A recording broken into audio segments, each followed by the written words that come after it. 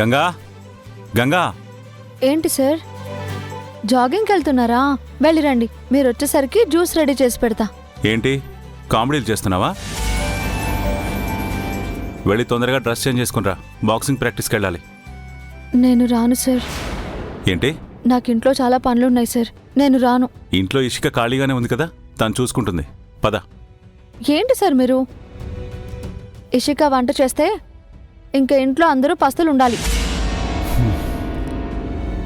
మొన్న బియ్యం కడగమంటే సర్ఫ్తో కడిగింది. నిన్న కూరగాయలు కట్ చేయమంటే వేలు కట్ చేసుకుంది. అబ్బబ్బబ్బబ్బా, ఈ స్టోరీస్ అన్నీ నాకు అనవసరం. నువ్వు బాక్సింగ్కి వస్తున్నావా లేదా? రానంటే రాను సార్, నన్ను ఫోర్సింగ్ చేయకండి. నీ మాటలు వింటుంటే నాకేదో తేడాగా ఉంది. నువ్వు ఈరోజు బాక్సింగ్కి రావా? అసలు ఎప్పటికీ బాక్సింగ్కి రావా? నాకు బాక్సింగ్ కలిసి వచ్చేటట్టు లేదు సార్. ప్రతిసారి ఏదో ఒక అడ్డంకి వస్తుంది. వదిలేయండి సార్. గంగా, అమ్మో, ఇప్పుడు బావ గంటలో పడితే ఈ సమేంటని నన్ను అరతిస్తాడు. నాకు అసలే కడుపబ్బరం. చెప్పేస్తాను. రంగా, బావ చూసేసాడు. ఇప్పుడు ఏం చెప్పాలి? నీ చెల్లెలి మాటలు విన్నావా? బాక్సింగ్ ప్రాక్టీస్కి రాదట. తను ఎందుకంత మొండిగా మాట్లాడుతోంది? అంత మొండిగా మాట్లాడుతుందంటే ఇంట్లో ఏదో జరిగి ఉండాలి. పెద్దమ్మ ఏమైనా పెద్ద బాప ఏటి అనలేదు బా. మరి ఎవరన్నారంటే తనని చూసి కాదు మాట్లాడడం, నన్ను చూసి మాట్లాడు. ఆయన ఎవరో విశ్వనాథ్ గారిని పెద్ద బాక్స్లో ఉన్నాడు కదా బా. అదే నేను చెల్లి వాళ్ళ ఇంటికి వెళ్ళాం. వెళ్తే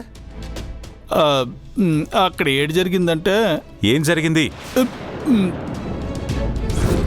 డెలివరీ గర్ల్గా కూడా పనిచేస్తుంటావా నువ్వు? రేపు బాక్సింగ్లో కెరియర్ ఉన్నా లేకపోయినా ఎలా అయినా బ్రతికేలాగా ట్రైన్ చేస్తున్నాడన్నమాట.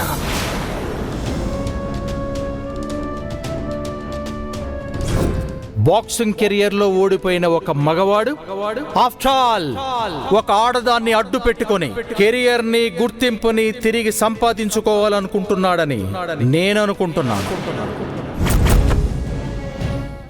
సార్, ఆయన గురించి మీకు తెలిసిందే కదా. మీరు ఆవేశపడి ఆయనతో గొడవ పడకండి సార్, వదిలేయండి. వదలను.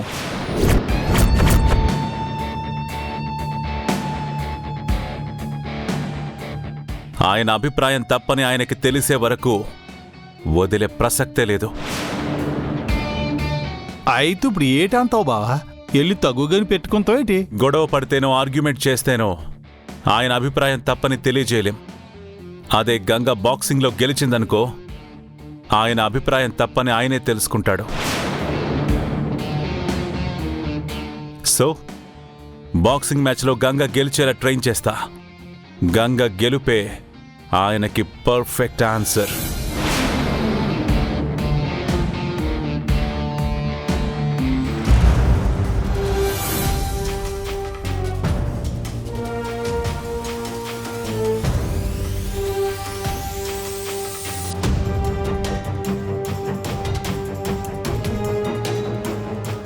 ఎక్కడికో బయలుదేరినట్టున్నావు? మీరు చేసిన తప్పుకి నేను క్షమాపణ కోరతానని చెప్పాను కదా, అందుకు వెళ్తున్నాను. హో గుడ్. ఏమని క్షమాపణ కోరుతావు? మా ఇంటికొచ్చిన నిన్ను మా ఆయన అనరాని మాటలన్నాడు, బాధ పెట్టాడు, ఆయన తరఫున నేను క్షమాపణ అడుగుతున్నాను అని కోరతావా? లేక ప్రేమించిన వాణ్ణి పెళ్లి చేసుకోవటానికి ఇంట్లోంచి వెళ్ళిపోయి మీ అందరి మనసులు కష్టపెట్టాను, మీ అందరి దృష్టిలో బ్రతికున్నా చచ్చిన దానిలాగే మిగిలిపోయాను, నన్ను క్షమించండి అని మీ అన్నయ్య విజయేంద్ర ప్రతాప్ అని ప్రాధేయపడతావా? ఏం మాట్లాడుతున్నారండి? నేను గంగవాళ్ళ ఇంటికి వెళ్ళాలనుకుంటున్నాను. దానికి మా అన్నయ్యకి ఏంటి సంబంధం? సంబంధం ఉంది. ఆ గంగ ఎవరో కాదు, మీ రెండో అన్నయ్య రాజేంద్ర ప్రతాప్ కోడలు. మీ రెండో అన్నయ్య రాజేంద్ర ప్రతాప్ కోడలు.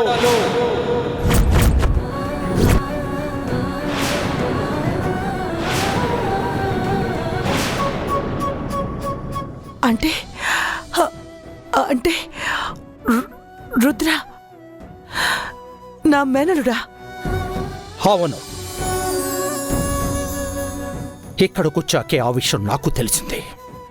అందుకే నేను తనని తన భార్యను ద్వేషిస్తున్నాను. నిన్న హోమానికి తీసుకొచ్చిన సామాన్లు కూడా మీ వాళ్ళ సూపర్ మార్కెట్ నుంచి వచ్చినవి కాబట్టి నేను వాటిని తాకలేదు, హోమంలో కూడా కూర్చోలేదు. నేను నా వాళ్ళని కలిసినా కూడా గుర్తుపట్టలేకపోయినా, ఎవరో పరాయిదాల్లా పరిచయం చేసుకున్నానా? నీ వాళ్ళు కాదు సుధా. ఏ రోజైతే నువ్వు నా భార్యవయ్యావో ఆ రోజే వాళ్ళందరూ నీకు పరాయి వాళ్ళైపోయారు. వాళ్ళు మన పట్ల ఎలా ప్రవర్తించారో మర్చిపోయావా? అందుకే కదా ఇక జన్మలో నువ్వు వాళ్ళ మొహం కూడా చూడకూడదని నీ దగ్గర మాట తీసుకున్నాను. నువ్వు ప్రాణాలతో లేవని వాళ్ళు నమ్మేలా చేశాను. వాళ్ళని తిరిగి కలవకూడదనే కదా ఈ ఊరిని సైతం వదిలి వెళ్ళిపోయాం. బాక్సింగ్ కోసం తప్పక తిరిగొచ్చాం, కానీ లేదంటే అసలు ఈ ఊళ్ళో అడుగు పెట్టేవాణ్ణే కాదు, ఆ రుద్ర అకాడమీకి వెళ్ళేవాణ్ణే కాదు. అనుకోకుండానే చాలా జరిగిపోయాయి. నువ్విప్పుడు ఆ గంగని కలిసి విడిపోయిన బంధాల్ని తిరిగి కలపాలనే ప్రయత్నం చేయకు. తోడబుట్టిన ప్రేమని మర్చిపోలేక వెళ్ళాలనుకుంటున్నావేమో. వాళ్ళిప్పుడు వ్యాపారంలో, ఆస్తుల్లో, అంతస్తుల్లో నీకు కనిపించినంత స్థాయిలో ఉన్నారు. వెళ్ళి అవమానాలు పడకు. వాళ్ళు చేసిన దారుణాల్ని నువ్వు మర్చిపోయినా నేను మాత్రం మర్చిపోను. That's it.